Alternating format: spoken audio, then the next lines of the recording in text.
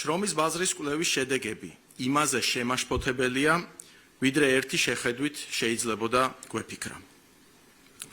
ზოგადი დასკვნის სახით უნდა ითქვას, რომ გასული წლების განმავლობაში სტუდენტების მიღება თვისებრივად იყო აცდენილი შრომის ბაზრის მოთხოვნებს. შესაბამისად, ჩარიცხული სტუდენტების უმრავლესობა იმთავითვე იმისთვის იყო განწირული, რომ ისინი უნივერსიტეტებში დაუფლებული სპეციალობითა და დიპლომით ვერასოდეს ისარგებლებდნენ.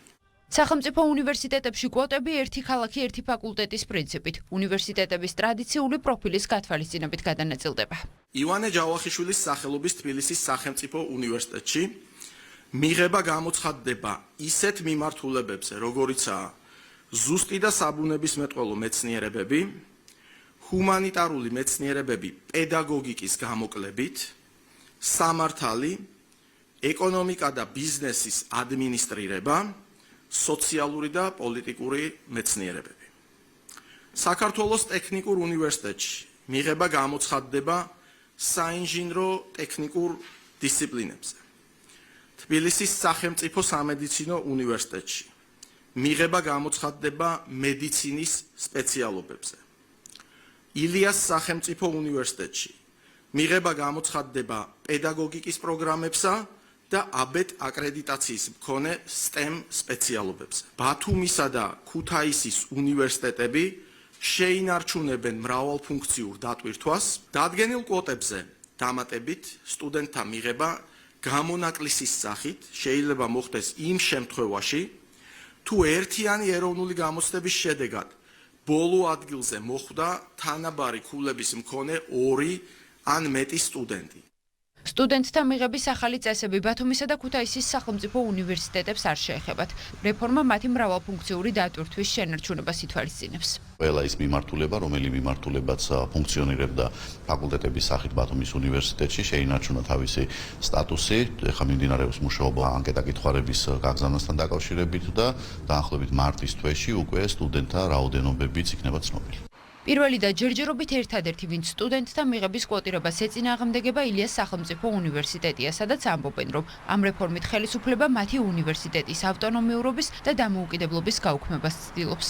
ეს არ არის მარტო ერთი უნივერსიტეტის პრობლემა, ეს არის ამ ქვეყნის მომავლის განადგურება, ისე რომ ამაზე პასუხისმგებლობა არავინ არ აიღოს. ჩვენ ყველანაირად, მათ შორის სამართლებრივი გზით, მათ შორის პროტესტის გზით დავიცავთ ამ 20 წლის მონაპოვარს. მიუღებელია ამ სახით მსგავსი ცვლილებების მიღება, ეს არღვევს უნივერსიტეტის ავტონომიურობას, მის ინსტიტუციურ დამოუკიდებლობას.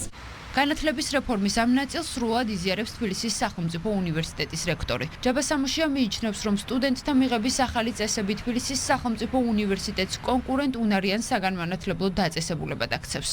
რეფორმის ფარგლებში არის დაგეგმილი როგორც ახალი ლაბორატორიების, ახალი სამეცნიერო პროექტების განხორციელება, რათა რეალურად თბილისის სახელმწიფო უნივერსიტეტი იქცეს ლიდერად როგორც რეგიონში, ისევე ევროპაში და კონკურენტ უნარიან უმაღლეს საგანმანათლებლო დაწესებულებად.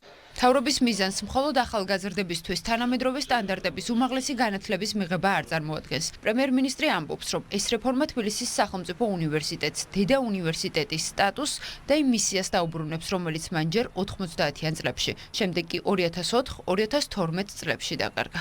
TSO-ს უნდა დაუბრუნდეს დედა უნივერსიტეტის სტატუსი, შესაბამისი მისია და ერთ-ერთი მთავარი ამოცანა იმ რეფორმის, რომელიც ჩვენ წამოვიწყეთ, არის სწორედ ეს რეფორმა. არის აუცილებელი იმისათვის, რომ ქართულმა ახალგაზრდებმა საქართველოში მიიღონ თანამედროვე სტანდარტების უმაღლესი განათლება, რასაც ჩვენ აუცილებლად უზრუნველყოფთ. მთავრობა განათლების რეფორმის კონცეფციის აღსრულებას იწყებს. ცვლილებები ეხება როგორც უმაღლეს, ისე სასკოლო განათლებასაც. რეფორმის მიზანია ახალგაზრდებმა სათანადო ცოდნა ჯერ ქვეყნის შიგნით მიიღონ. საზღვარგარეთ სწავლა კი მხოლოდ სურვილის შემთხვევაში გააგრძელონ.